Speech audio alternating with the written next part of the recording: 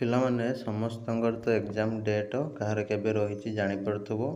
ତ ସେ ଅନୁସାରେ ପଢ଼ାପଢ଼ି ଷ୍ଟାର୍ଟ କରିଦିଅ। ତୁମ ହାତରେ 10ରୁ 20 ଦିନ ଆଉ ସମୟ ରହିଲା। ଆଜି ବି ଟେଷ୍ଟ ସିରିଜ୍ ହେଇଛି, ଯେଉଁଟା 499 ଥିଲା ସେଇଟା 399 ହେଇଛି, ଯେଉଁଟା 999 ଥିଲା ସେଇଟା 899 ହେଇଛି।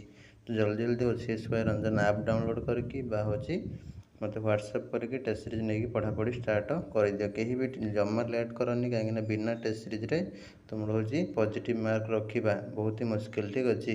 ଆଜି ଟିକେ ଭଲ ପଢ଼ାପଢ଼ି କରିବାକୁ ଚାହୁଁଛ, ଭଲ ର୍ୟାଙ୍କ ରଖିବାକୁ ଚାହୁଁଛ, ତାହେଲେ ନିଶ୍ଚିତ ଭାବରେ ପଢ଼ାପଢ଼ି କର 20+ ସେଟ୍ ନେଇକି, ଯେଉଁଟାକି 399 ଆଜି ପାଇଁ କେବଳ, ନହେଲେ ସବୁବେଳେ 499 ଥାଏ।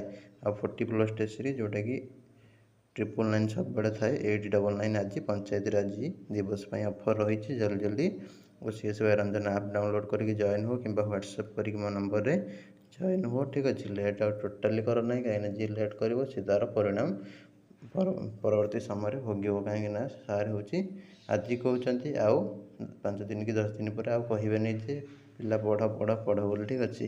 ତ ଯିଏ ସୁଧରିବା କଥା ସୁଧରିଯିବ, ଯିଏ ତା'ର କ୍ୟାରିୟରକୁ ନଷ୍ଟ କରିବା କଥା ନଷ୍ଟ କରିଦେବ। ଆଉ ଗୋଟେ କଥା ହେଲା, ଯେଉଁମାନେ ଭାବୁଛ କି 7 ଦିନରେ କି 10 ଦିନରେ କି 8 ଦିନରେ କି 20 ଦିନରେ ପଢ଼ି ହେବ କି, ନିଶ୍ଚିତ ଭାବରେ ପଢ଼ି ହେବ। ଜଣେ ଚାହିଁଲେ ସବୁକିଛି ସମ୍ଭବ, ନଥିଙ୍ଗ ଇଜ୍ ଇମ୍ପସିବୁଲ୍। ଠିକ୍ ଅଛି।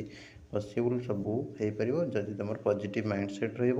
ଏବେ ବି ପିଲା ଜଏନ୍ ହେଉଛନ୍ତି, ପଢ଼ୁଛନ୍ତି, ତୁମେ ବି ଜଏନ୍ ହେଇକି ପଢ଼ାପଢ଼ି କର ପଜିଟିଭ୍ ମାଇଣ୍ଡ ସେଟ୍ ସହିତ। ରହିଲି, ନମସ୍କାର, ଜୟ ଜଗନ୍ନାଥ।